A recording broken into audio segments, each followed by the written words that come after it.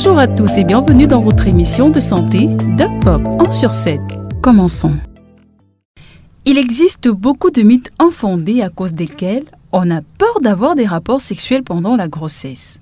Pourtant, la science affirme qu'avoir des relations sexuelles comporte d'innombrables bienfaits pour le couple, en ce sens que c'est pendant ce moment qu'on fortifie l'union affective, en même temps qu'on renforce le projet commun qui constitue le fait d'avoir un enfant. Aujourd'hui, dans votre émission, nous évoquerons la question des relations sexuelles pendant la grossesse avec notre spécialiste en santé de reproduction. Mais avant, nous sommes allés à la rencontre d'une jeune maman. Elle est enceinte pour la 2e fois et est pratiquement à terme. Je vous propose de l'écouter. Ma première grossesse, j'ai eu un accouchement difficile. Mais les médecins ont expliqué que c'est parce que c'était un prénépal. J'ai eu 2 semaines de contraction. Toutes les fois où je me rendais à l'hôpital,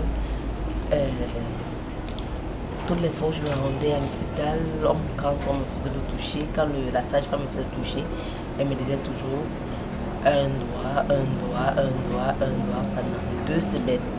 Donc, jusqu'après le jour de l'échéance même, je ne savais même plus que c'était l'accouchement. Parce que j'avais toujours mal. Toutes ces 2 semaines, j'avais mal. Les douleurs étaient confondues. Le jour de l'échéance, je me rendais jusqu'à l'hôpital pour demander à ma sage-femme si je peux mettre le Spafon. Le Spafon, c'est un antidouleur. Elle me dit, monte sur la table, je vais te le toucher. Elle me fait le toucher, elle me dit, le col est ouvert, tu as ses doigts, tu ne peux plus rentrer. C'est comme ça que j'appelle à la maison, j'appelle chez nous. On me retrouve à l'hôpital avec mes effets.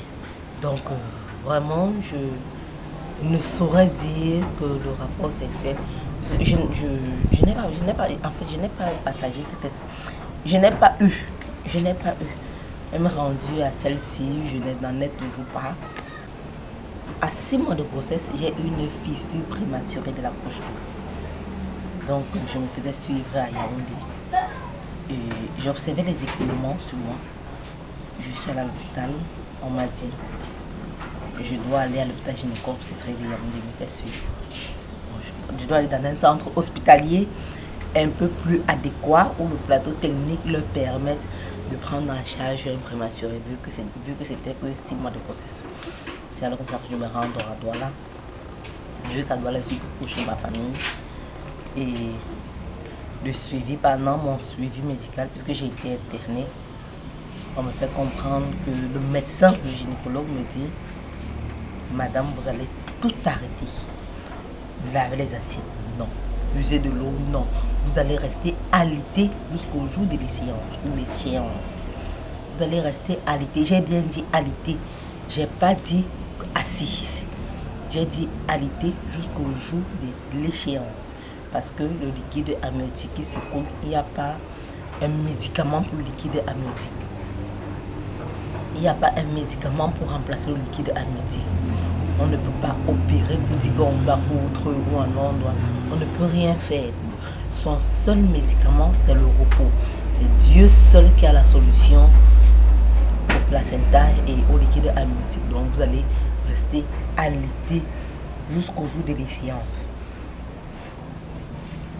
Si vous avez des moyens, généralement dans votre cas, les gens qui arrivent ici dans votre cas, on les hospitalise jusqu'à la fin de la grossesse. Mais votre cas, vous allez rester alité, vous n'allez rien faire, ni laver les assiettes, ni puiser de l'eau, ni balayer la cour, rien, aucun travail, j'ai dit aucun travail. Je ne peux pas dire que c'est à cause du manque de rapport sexuel que j'ai eu un accouchement difficile. En fait, les médecins ont expliqué que les prémipares dérangent souvent beaucoup.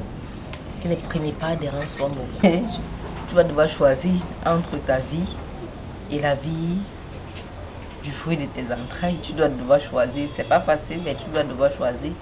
Et moi, par exemple, quand l'envie me vient, j'ai les enfants autour de moi, je préfère les rester avec eux, on bavade un peu, puis ça passe très rapidement. Donc j'ai les moyens pour évacuer rapidement cette envie. Ce sont les enfants, je joue avec eux, on bavade un peu, Oui. Mais c'est pas facile de rester arrêté depuis 6 mois que je suis à Douala, de rester arrêté jusqu'à. Il y a des moments où on va s'entêter. Peut-être s'entêter ne veut pas dire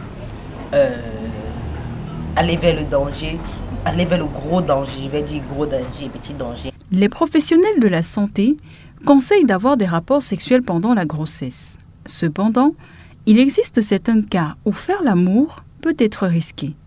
Peut-on continuer d'avoir des rapports sexuels pendant la grossesse? Cela peut-il nuire au bébé?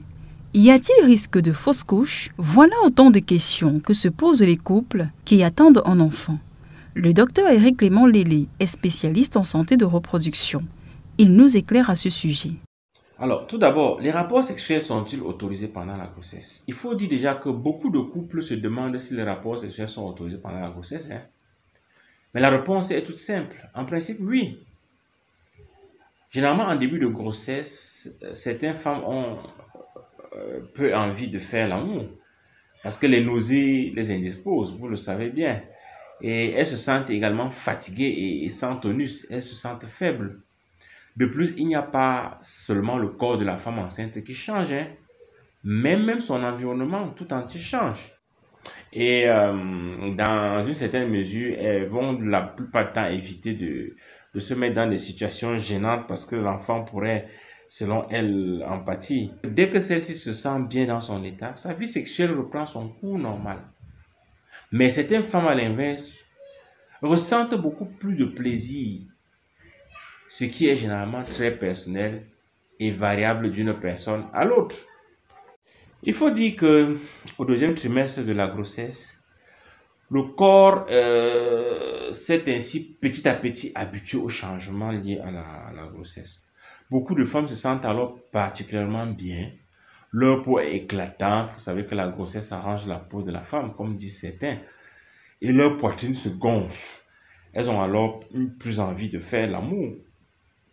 Certaines femmes vivent même leur rapport sexuel de façon plus intense pendant la grossesse, ce qui n'était pas le cas avant la grossesse. Donc, en effet, ce qu'on peut dire, c'est que l'utérus et les organes génitaux de la femme pendant la grossesse reçoivent un afflux de sang plus important, ce qui peut augmenter la sensation de plaisir. Vous allez remarquer même que vers la fin de la grossesse, lorsque le ventre devient de plus en plus gros, beaucoup de femmes ne se sentent plus assez en forme pour avoir une vie sexuelle, parce que cela, le gros ventre gêne énormément. C'est un peu vécu comme un obstacle pour elles. Donc, pendant cette fin de grossesse, si la femme n'a plus envie de faire des rapports sexuels, le couple doit être compréhensif et doit en parler surtout avec leur personnel de santé qui les suit. Et le partenaire devrait vraiment faire preuve de compréhension dans ce cadre-là. Maintenant, peut-on faire mal au bébé lors d'un rapport sexuel? Mais là, disons que beaucoup de couples se demandent s'ils ne risquent pas de faire mal au fur et à mesure au bébé en faisant l'amour. Ne vous inquiétez pas, le bébé se développe dans une poche amniotique remplie de liquide qui le protège la plupart du temps des chocs. Et les spermatozoïdes ne peuvent même pas nuire au bébé parce que le col de l'utérus est fermé par un bouchon muqueux qui ne se détache que le moment où la femme est déjà à la maternité. Et ce bouchon muqueux empêche à tout spermatozoïde au corps étranger de migrer vers l'utérus. Pour nous résumer, on pourrait donc dire que les rapports sexuels pendant la grossesse ne sont pas interdits. Mais ils sont contre-indiqués dans certaines situations, comme nous l'avons si bien dit, des grossesses à risque, des saignements, des ruptures des poches des os, et également en cas d'infection de partenaire. Et aussi que les envies des rapports différencient, que l'on soit au premier trimestre, au deuxième trimestre ou au troisième trimestre. En cas de grossesse compliquée, il est préférable de s'abstenir de rapports sexuels. Parce que les femmes dont le col de l'utérus sont courts ou ne sont pas bien fermés doivent d'abord consulter un médecin pour savoir si elles peuvent avoir des rapports sexuels ou pas. Si le partenaire souffre par exemple d'une infection comme l'herpès, le chlamydia, il faut s'abstenir de rapports sexuels jusqu'à ce que l'infection soit totalement guérie.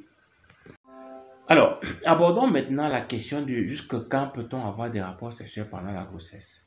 En théorie, il faut dire que une femme enceinte peut avoir des rapports sexuels jusqu'à l'accouchement. Tout dépend de la personne que nous avons en face. Donc la plupart des femmes enceintes ont toutefois tendance à ne plus avoir de rapport sexuel dans les jours qui précèdent la date prévue de l'accouchement.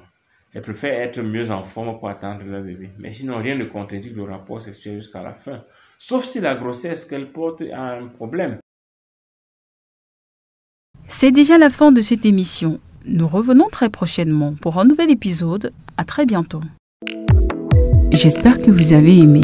Abonnez-vous et laissez-nous vos avis dans les commentaires.